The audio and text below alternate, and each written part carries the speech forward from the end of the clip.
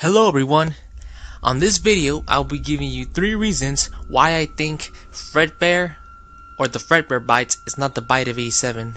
Before I get to it, I will tell you that at the end of this video, I will be giving you reasons or who do I think is actually the culprit behind the whole bite of 87. Who do I think actually committed the bite?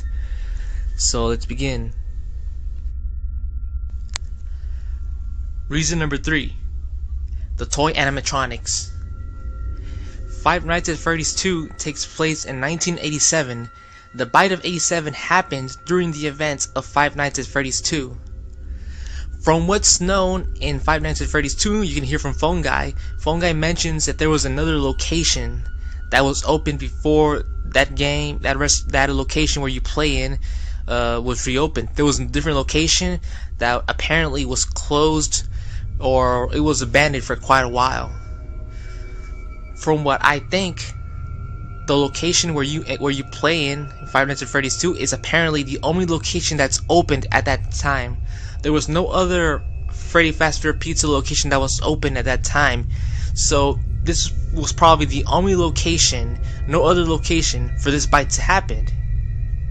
So this is where things start to get a little weird, okay? The toy animatronics are toys, or not really toys, they're animatronics, updated version of the animatronics that were designed to be more kid friendly. They also have this type of facial recognition software which is linked to a criminal database which allows the animatronics to scan or actually detect predators or sexual predators from a mile away. So in Five Nights at Freddy's 2, you notice that there is no other Fredbear.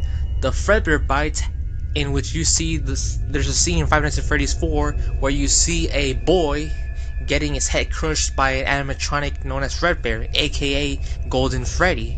However, you do not see any Fredbear. Fredbear is not even around during this whole ordeal. During this game, you don't even see Fredbear. Fredbear is actually a legend or a hidden animatronic, but he's not an actual animatronic. Moving on to my second reason. Number 2, Fredbear. Fredbear is one of the first animatronics to ever been created. He, along with Spring Bonnie, were some of the very first animatronics. Fredbear and Spring Bonnie, their suits were different than the other animatronic suits because they were hybrid suits. Their suits worked as both could be used by humans and by endoskeletons. However, I don't think Fredbear existed in the Five Nights at Freddy's 2 restaurant. It's not possible. It's possible the location where Fredbear was is a completely different location. As you can see in the background, you could see in the area where the boy is walking around in Five Nights at Freddy's 4. You could see that. My number 1 reason why I think the Fredbear bite was not the bite of 87 is, number 1, Jeremy Fitzgerald. You might ask me, what does Jeremy Fitzgerald have to do with all of this? Well, I'll tell you right now. You see, after completing all 5 nights at the Freddy Fazbear Pizza in Five Nights at Freddy's 2, the phone guy tells Jeremy that he has been promoted to daytime shift. So now he's a daytime guard, and his duty is the next day to attend a birthday party where he has to keep an eye on the animatronics and to protect the guests, the customers at the restaurant at the birthday party.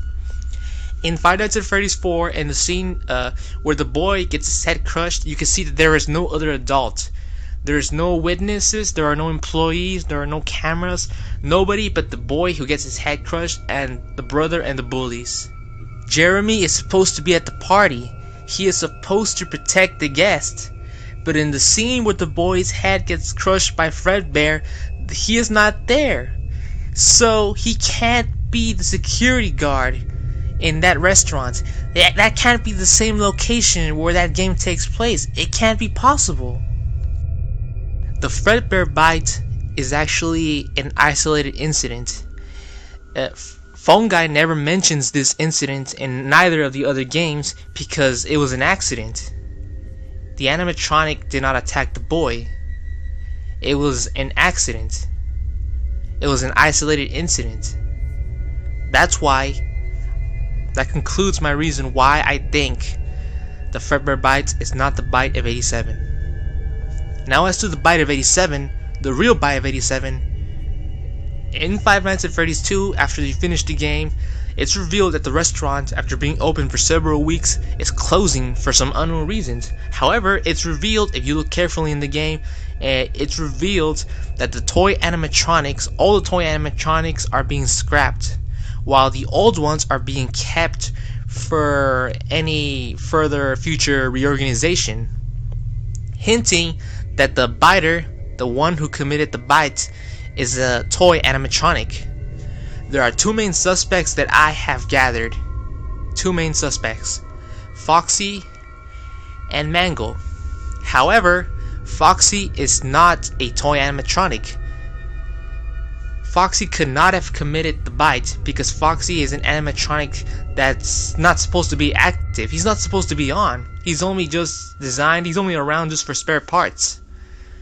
Hinting that the only culprit, the only true animatronic responsible for the bite is actually Mangle.